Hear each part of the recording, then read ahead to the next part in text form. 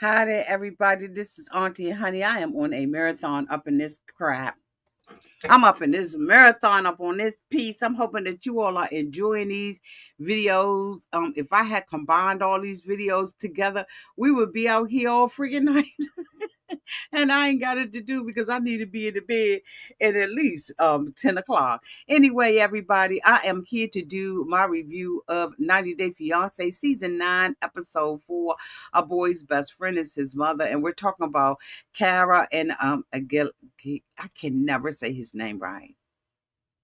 Anyway, let's get into it. I'm gonna say Mr. G. That's what I've been saying, honey, because I ain't got time to be trying to pronounce his name. Y'all, this little relationship is just dead in the it's just dead in the water. It's an over relationship. We see, a Mr. G talking to his friends at a place where he's trying to work at, right? Where he's working at a restaurant. And he is discussing the relationship between him and Kara, right? And basically he is talking about, her the things that he is irritated with, right, in the relationship between the two of them. And one of the things that he was talking about and criticizing her was for her little dancing that she's doing. She's doing music and dancing. She just did one with the 90 Day Fiance boys child.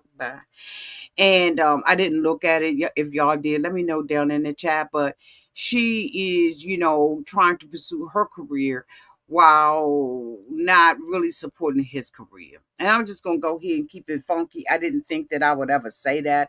But, when I look back at it and everything, she's not supporting him. He wants to be. So when she met him, right, and we first was introduced to this particular couple, she had met him and he was working as a bartender in a club.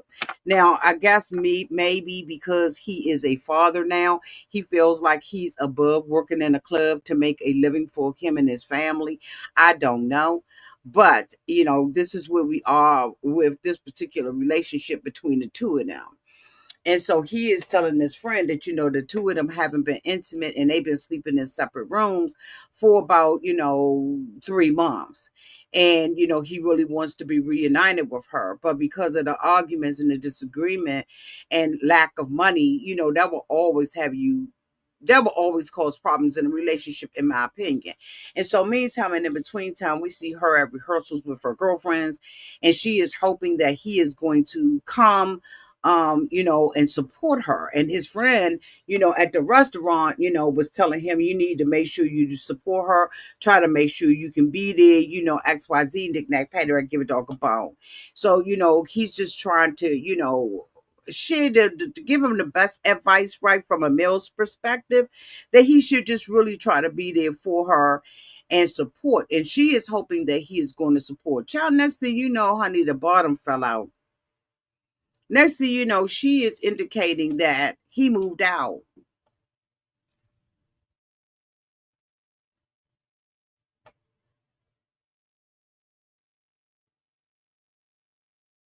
He moved out. But then she said, I'm sorry I had to put him out. So that means he didn't move out. That means he got put out.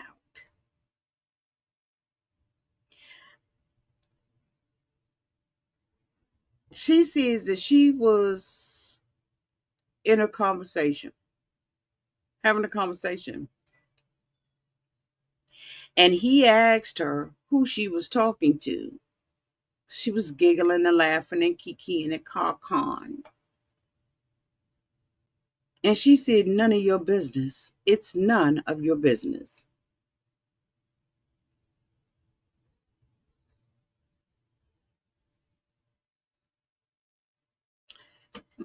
First of all, why isn't it? Second of all, why would it be? What kind of relationship does this couple have with one another?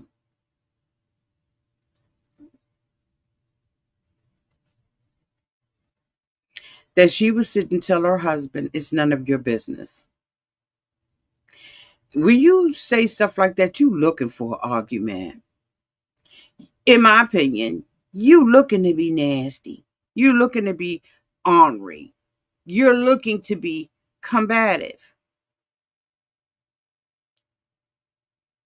She said that he assumed that she was cheating.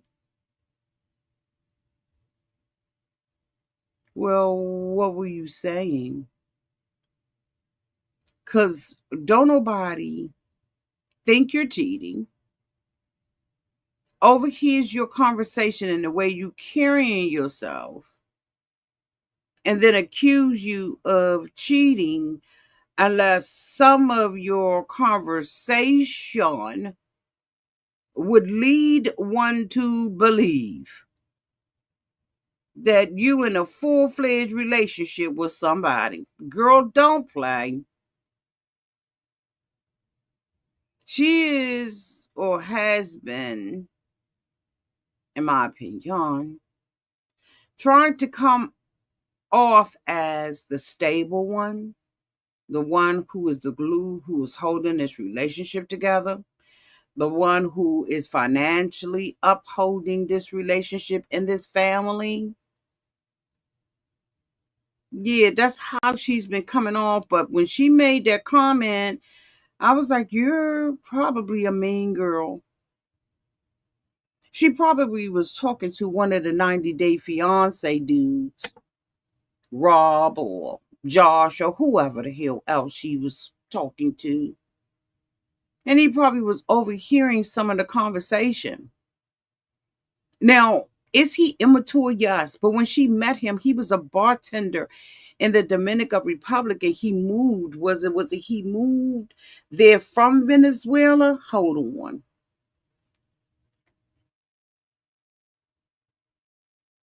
Because I gotta be checking this stuff because these people be rewriting history like a motherfucker. Okay. Let me see where I got that at. When Cara met um Mr. G, he was working as a bartender in the Dominican Republic. She was there on a work trip and they met while he was bartending.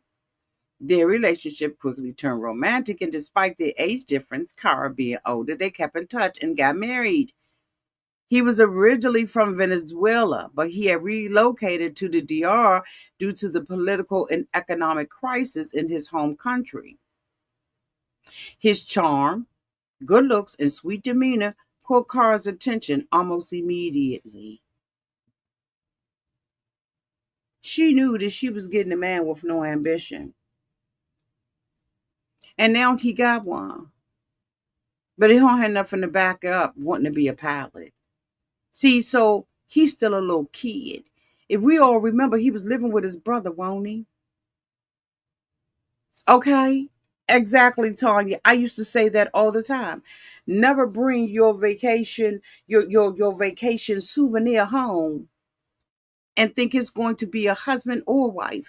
Now and then a vacation boo may turn into that, but honey, you're going to be just what you are, vacation boo. I see you when I see you. I do you when I do you. And when I go back to America, I'm back to being regular, bitch.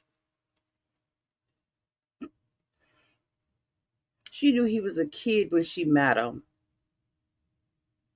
And I don't like the fact, right? Because I have not been dragging her. And I hope I don't have to.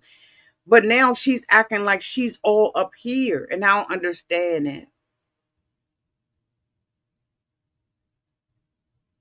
You right, Katrina.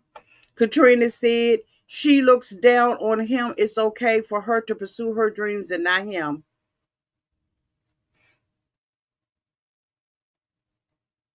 Exactly.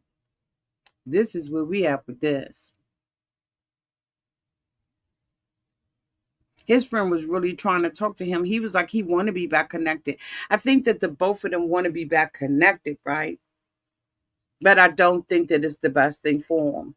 And I know that they're trying to say that the little boy is the connector, right?